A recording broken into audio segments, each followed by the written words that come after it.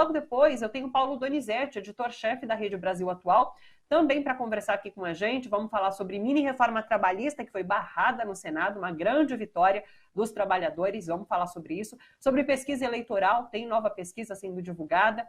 E a gente fala também sobre o cenário político de hoje. Vamos começar com as principais notícias do dia. Deixa eu trazer aqui a atualização sobre CPI da Covid. Os senadores aprovaram um requerimento para realizar a condução coercitiva de Marconi Faria. Marconi, que é o lobista que atuou em favor da Precisa Medicamentos no contrato de compra da vacina Covaxin pelo governo Bolsonaro. O depoimento dele estava agendado para hoje, mas o Marconi apresentou um atestado médico para não comparecer. A Polícia Legislativa chegou a ser acionada para trazê-lo para depor, mas não o encontrou. A comissão também pediu ao STF a retenção do passaporte de Marconi para evitar uma fuga do país. Vamos ouvir a fala. O senador Randolph vai fazer algumas solicitações como vice-presidente para que a gente possa agir rapidamente, que temos informações que ele quer sair fora do país. Senador Randolph, com a palavra, por favor. O senhor Marconi já pode ser considerado em fuga. A Polícia Legislativa está atrás dele e ainda não o localizou. Diante disso, que seja requisitada a autoridade judicial competente, a prisão preventiva do senhor Marconi, combinado com a apreensão do passaporte e a devida comunicação à Interpol. O relator da CPI, Renan Calheiros, ele prometeu revelações bombásticas da atuação de Marconi Faria. Randolph Rodrigues disse que o papel de Marconi vai muito além de atuar ao lado da Precisa Medicamentos. Vamos ouvir. O senhor Marconi não é o senhor do lobby da Precisa. Ele é o senhor de todos os lobbies. A atuação desse senhor chegou a deixar experientes investigadores da Polícia Federal que acompanham essa comissão parlamentar de inquérito estupefatos. Eu queria dizer que eu reservo para vossas excelências e para o Brasil algumas informações com relação ao papel desse senhor Marconi Ferraz no submundo. No submundo.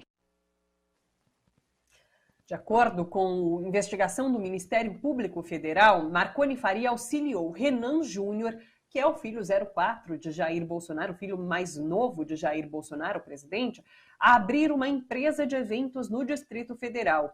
A CPI da Covid já teve acesso, inclusive, a uma centena de mensagens trocadas entre o filho de Jair Bolsonaro e o lobista. Renan Calheiros chegou a exibir um áudio que seria de um diálogo entre Marconi Faria e Karina Cufa, que é advogada de Jair Bolsonaro. Mas esse áudio saiu com volume baixo ali no momento do depoimento, não foi possível ouvi-lo, e daí a sessão foi encerrada ali, foi interrompida por algumas horas, alguns minutos. Daí a CPI retomou os trabalhos agora no início da tarde com o depoimento do ex-secretário de Saúde do Distrito Federal, que é o Francisco Araújo Filho. Ele chegou a ser preso em agosto de 2020, acusado de fazer parte de um esquema de superfaturamento na compra de testes de Covid-19, e ele que está sendo ouvido neste momento pela comissão. Outras notícias. Jair Bolsonaro sofreu mais uma derrota no Senado. A mini-reforma trabalhista, que acabava com vários direitos dos trabalhadores garantidos na CLT, foi rejeitada. Vamos ver. Votaram sim 27 senadores, não 47 senadores, uma abstenção. Rejeitados os pressupostos constitucionais de relevância e urgência e de adequação financeira e orçamentária da medida provisória número 1045 de 2021. Ficam prejudicados o projeto de lei de conversão número 17 de 2021 e as emendas apresentadas. A matéria vai ao arquivo. Eleições 2022, pesquisa Poder Data. Lula vence Bolsonaro no segundo turno de 2022 com 25% de vantagem. Essa pesquisa mostra que se o segundo turno das eleições presidenciais fosse hoje, Lula teria 55% dos votos contra 30% de Jair Bolsonaro. Essa vantagem cresceu 5% em relação à pesquisa anterior. O Poder Data ouviu entre os dias 30 de agosto e 1º de setembro 2.500 pessoas de 472 municípios de 27 unidades da federação. Na última notícia, o ex-presidente Lula participou ontem do programa Triangulando, de Thelma Assis. O tema foi desigualdade social. O doutor em economia Gilberto Nogueira participou direto dos Estados Unidos, onde ele está cursando o pós-doutorado. Gil do Vigor e a Thelminha agradeceram Lula por terem chegado à universidade. Thelminha fez medicina por conta do ProUni. Vamos ver um trechinho desse programa. Se hoje eu estou aqui de frente para o senhor, olhando no seu olho, é porque de alguma forma eu recebi uma oportunidade lá atrás. E todas essas pessoas, né, que estão aqui nas estatísticas buscam receber essa oportunidade também. Presidente Lula, eu te amo, mãe te ama, porque eu, assim como a Thelma falou, eu sou muito grato, entendeu? Porque eu fui muito ajudado e eu falo, repito para as pessoas que eu só consegui chegar onde eu cheguei porque tiveram líderes que focaram na educação e me possibilitaram de estar, de alcançar, de acessar. Porque às vezes tudo que as pessoas precisam, gente, é de uma oportunidade, é de esperança. Por isso que é tão importante pregar a educação e quem tem um governo de verdade vai investir em educação, porque não vai ter medo do povo. Na verdade, vai querer trabalhar junto com o povo. Agora, os governos que começam a tirar a educação, a gente tem que ficar ligado. Por quê? Porque eles não querem que a gente se livre dessa ignorância e querem que a gente fique preso sempre no mesmo lugar. E além de nos tornar ignorantes, ainda querem oprimir o nosso direito de falar, né? A questão da democracia. Então, Gil, o país não está lascado. Esse governo está lascando o país, mas pessoas como você se formem, vote para cá, para a gente ajudar, sabe? A política de solidariedade, a política de fraternidade. Os dados da economia brasileira, alguns anos atrás, eram assim surreais, as perspectivas eram enormes. Hoje, a situação do Brasil é outra. Então, assim, o Brasil está lascado, mas não precisa estar lascado, não. O presidente Lula regozija, entendeu? Porque logo, logo a gente vai se regozijar, porque a economia é alegria. Como o senhor falou uma vez, gente, economia não tem bicho de sete cabeças, é algo simples. O nosso Brasil começou a andar e se regozijar no básico. Sem muito engenho, sem muitas palavras bonitas, é no básico, é no respeito, é na educação. Olha só, triangulando esse programa de entrevistas comandado pela Thelminha Assis, com exibição toda quarta-feira, às 8 horas, no YouTube da Thelminha. Vou chamar já o Miguel Stedley para comentar aqui com a gente. Ele é editor do Ponto Newsletter, do Brasil de Fato, integrante do Front Instituto de Estudos Contemporâneos. Oi, Miguel, como você está? Tudo bem por aí? Boa tarde, Thalita. Boa tarde a todos e todas. Bem estar com vocês.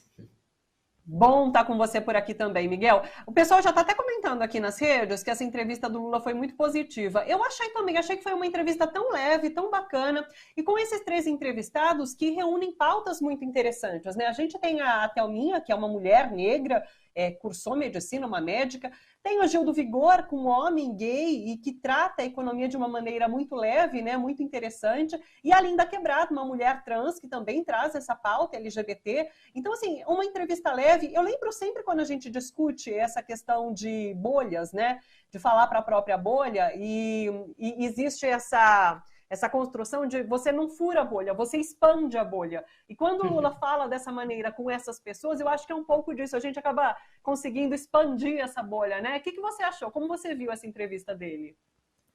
Tem vários símbolos, né? Eu acho que primeiro, reelencando os participantes, né, nos dá uma ideia do que o Brasil podia ter sido, não o que nós somos hoje, né? Eu acho que a presença do Gil e da Thelminha representa um pouco isso, né? Nós podíamos ter entrado, nós éramos a 6ª economia do planeta, nós tínhamos um investimento direcionado para a educação, para a formação de uma massa crítica, de uma tecnologia, de uma ciência nacional, e nós fomos aí em 5, 6 anos a ponto de fugir da vacina, né? Então nós regredimos a 1500, né? Nós estamos aqui na Idade das Trevas. E, enfim, né, muito... por um lado, mas essas pessoas estão aí, elas conquistaram o seu lugar, o que elas conquistaram não vai ser retirado, né? Então, esse país ainda não foi bloqueado. Então, há esperanças. E a outra coisa que eu acho muito bacana, que já foi um pouco o tom do final da turnê do Lula, do giro dele pelo Nordeste, que a gente comentou na semana passada, na semana anterior... Eu acho que tem sido muito interessante essa postura. Uma é do próprio Lula, né, que você chamou a atenção, essa característica pedagógica dele, né? eu me lembro que quando finalmente caíram as acusações no STF, quando ele deu aquela fala, né, o discurso aí em São Bernardo, eu me lembro de ter pensado o seguinte: ele não disse nada que a esquerda não está dizendo há um ano. Mas o jeito como ele fala, né, as pessoas compreendem, né, tem uma didática, tem uma facilidade, né, de se comunicar, de fazer com que seja entendido muito maior, né? E eu acho que o outro símbolo importante, e isso que eu queria chamar a atenção, que vem desde a passagem pelo Nordeste, é que o discurso do Lula não é um discurso olhando para o retrovisor, né? É um discurso que olha para frente, né? Ele está dizendo, olha, realmente, né, nós tivemos conquistas, nós investimos na educação, nós saímos do mapa da fome e retornamos. Mas ele não está propondo uma volta para o passado. Ele está propondo um Brasil para 2022, para 2023, né? Isso eu acho que é muito importante ter claro. O Brasil e os desafios que estão postos para a gente em 2022, e se o Lula vencer as eleições, não são os mesmos que ele teve em 2002, não são os mesmos em 2013. É um país pior, acho que inclusive a gente pode dizer isso, né? É muito pior do que ele deixou, com absoluta certeza, e é muito pior do que ele encontrou mesmo naquela crise do neoliberalismo que foi os anos 2000. Né? Um país muito mais em que parece normal a pessoa dizer que quem não quer comprar fuzil não incomoda quem quer que isso. Né? Então, nós andamos muitas casas para trás no mapa civilizatório, né? E tem muitos mais desafios, mas eu acho importante que o Lula não está dizendo só em restaurar as coisas que nós tivemos nesses últimos anos, mas de alguma maneira ele está projetando para frente, né? E eu acho que no ano que vem a gente tende a ver mais debates do Lula, mais materializando quais são essas propostas que ele tem para o país daqui para frente. Eu acho que ele ainda está num clima de agitação, vamos dizer assim, no bom sentido, né? De lembrar as pessoas que estão de volta, duplamente vacinado, com todos os cuidados, já posso andar um pouco mais, né? Mas que no ano que vem eu acho que nós vamos começar a ter um pouco uma dimensão de quais são as propostas. E nisso o Lula vai sair na frente, porque nós vamos ter um lado que vão ter propostas e outro lado que não consegue ter nenhuma proposta, né? A não ser o tema do voto, porque é auditável, o eletrônico também é, né? Então, acho que isso vai também contribuir para essa polarização entre a civilização e a barbárie que nós vamos ter em 2022. Ô Miguel, adentrando já nesse nosso quadro recém-criado de falar sobre movimentações políticas aqui com o Miguel no Bom para Todos, você fala que Lula já olha para o futuro, né? Cada vez mais, de fato, ele se coloca como candidato, isso é certo, ali em 2022. E teve uma postagem dele, não sei se foi na semana passada ou semana retrasada, que ele fala sobre vice. Foi a primeira vez que eu ouvi falando assim, ele postou alguma coisa sobre vice. Ele fez uma brincadeirinha, né? Falou assim, não pode ser mais bonito que eu, nem mais alto que eu, e não pode ser adepto a golpe. E eu vi isso como um recado ao que foi 2016, inclusive, porque nessa viagem ao Nordeste ele fez a aproximação ali com alguns campos democráticos, com o Tarso Gereissati, por exemplo, mas ele deu esse recado em relação ao vice dele. Então eu queria saber como que você vê essa composição de candidatura de Lula, né, de chapa de Lula, e se você tem mais detalhes, inclusive, sobre outras movimentações políticas nessa semana. Essa semana nós tivemos muitas movimentações do lado de lá. Pensando no Lula, eu imagino que o Lula busca um José de Alencar, né? E ele procura alguém com um perfil semelhante, né? Um político não tão com uma trajetória política, não sei se as pessoas se lembram, o José de Alencar recém era senador, né? Ele não teve uma longa carreira de vários cargos, ele não teve uma trajetória política eleitoral, né? Ele era muito mais reconhecido como um líder da indústria e, pessoalmente, né, pelo que as pessoas diziam, uma pessoa bastante ponderada, paciente, mineira, né?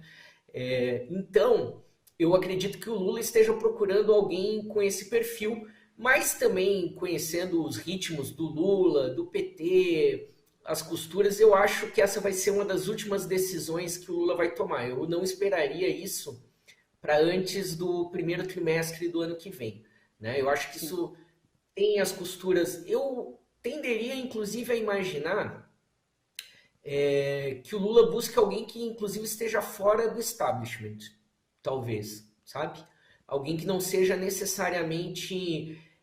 a situação da Dilma com o Temer era completamente distinta, né? A Dilma era essa pessoa fora do establishment, era uma pessoa que tinha experiência administrativa, mas não era política no sentido tradicional, né? E, ao mesmo tempo, o PMDB, que não havia participado dos 2 governos Lula, agora entraria. Então, o Temer seria essa figura profissional, com muitas aspas, por favor, não me entendam como antipolítico aqui, né?